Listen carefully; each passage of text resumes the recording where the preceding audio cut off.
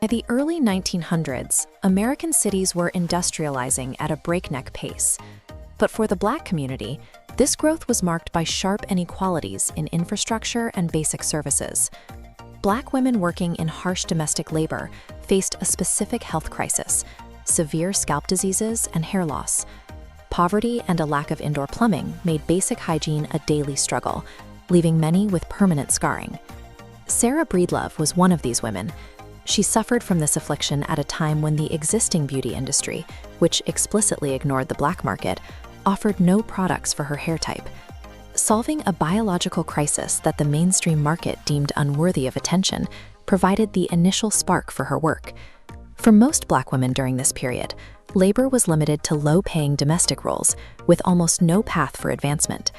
Even with a viable invention, the standard paths to success were blocked. Traditional banks refused to lend to Black women, and mainstream retail distribution pipelines were closed to them.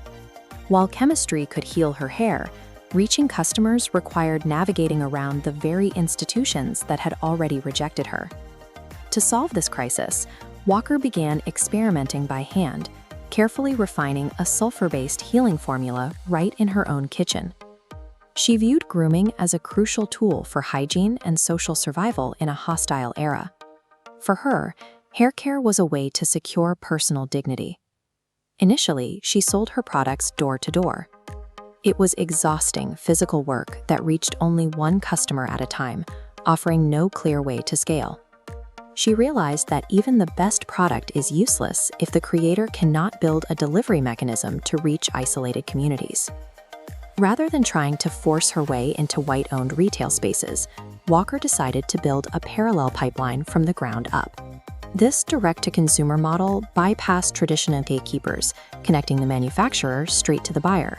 To power this pipeline, she recruited thousands of Black women, moving them out of domestic labor and into roles as independent sales agents within her ecosystem. This tin sign shows the formal nature of her franchising model. By designating her workers as authorized agents within a structured system, she provided them with professional authority and a proven business framework to use in their own neighborhoods. These agents operated their own autonomous micro-businesses, earning wages that were otherwise impossible to find in the traditional labor market. Her system mass-distributed the exact framework required for thousands of women to achieve financial independence.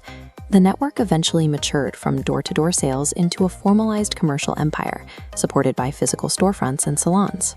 She established dedicated beauty colleges to standardize the Walker system, creating a professional curriculum for thousands of aspiring specialists. This network grew exponentially across the country. Because it operated within the diaspora, the wealth it generated created a self-sustaining cycle of community investment.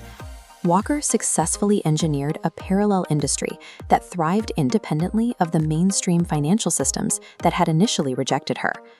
The result of this systemic engineering was a major financial milestone.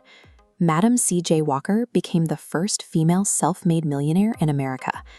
This fortune was generated entirely by serving a marginalized community, proving the immense economic power of a consumer base the rest of the country had ignored. Personal wealth was not her final objective.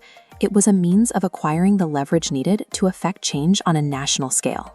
Walker deployed her capital strategically, using her network to combat racial violence and systemic inequality. She provided massive financial support to the YMCA and the NAACP, underwriting the early work of the civil rights movement. She also funded national anti-lynching campaigns and lobbying efforts. The data on these protest signs reflect the severe political causes she supported with her business earnings. Because her business model was designed to uplift her community, this widespread philanthropy was the ultimate expression of her original vision. Madam C.J. Walker proved that when a group is locked out of an economy, the most powerful countermeasure is the architectural audacity to build your own.